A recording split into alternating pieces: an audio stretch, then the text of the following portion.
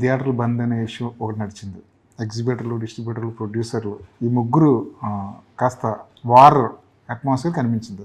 అలాంటి టైంలో హీరోలు ఎవరు బయటకు వచ్చి మాట్లాడరండి సార్. ఇదే ఈ టాపిక్ మాకు సంబంధం లేదు కదండి సార్. థియేటర్ వ్యవస్థ రాకపోతే ఇబ్బందులు. ఇప్పుడు మా దగ్గర ఉన్న బిగ్గెస్ట్ మిస్టేక్ ఏంటో చెప్తాను. నా దగ్గర కాదు, మా హీరోలు పెద్ద హీరోల దగ్గర నుంచి మా ఆల్ ద 10-15 హీరోస్ చేసేది సంవత్సరానికి minimum we all should come out with 1 film. Minimum 1 film వచ్చినప్పుడు రొటేషన్ ఉంటుంది థియేటర్స్లో. That is the biggest mistake what we heroes are doing. Okay, but again మమ్మల్ని డైరెక్ట్గా బ్లేమ్ చేయడానికి కుదరదు. సరే, నేను ఇస్తాను అక్షయ్ కుమార్ గారు లాగా ప్రతి ఒక్కరు ఓన్లీ 60 డేస్ ఇస్తాను, 70 డేస్ ఇస్తాను, మీరు లేకపోతే 100 డేస్ ఇస్తాను, మీరు చేసుకోండి, 365 రోజుల్లో 200 రోజులు 2 సినిమాలకి ఇచ్చేస్తాను నేను, మీరు చేసుకోండి. The directors have to come forward, the producers have to come forward.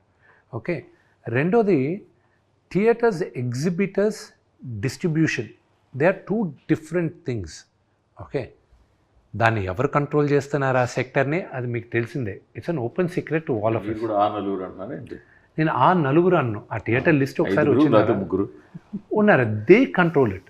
Okay, దాని గురించి మాట్లాడేటప్పుడు ఏమవుతుంది, ఇప్పుడు నేను దాని గురించి ఎలాబరేట్గా మాట్లాడానంటే కొన్ని మిస్కన్స్ట్రక్ట్ అవుతుంది, and that leads to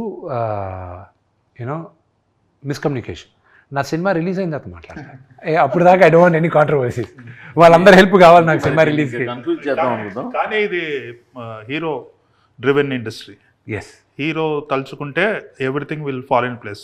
right now ఇప్పుడు ఉన్నది ఏంటంటే హీరోలు ఎక్కువ సినిమాలు చేయాలి, ఎక్కువ సినిమాలు చేసి ఎక్కువ రిలీజ్లు అయితే థియేటర్లు సర్వైవ్ అవుతాయి.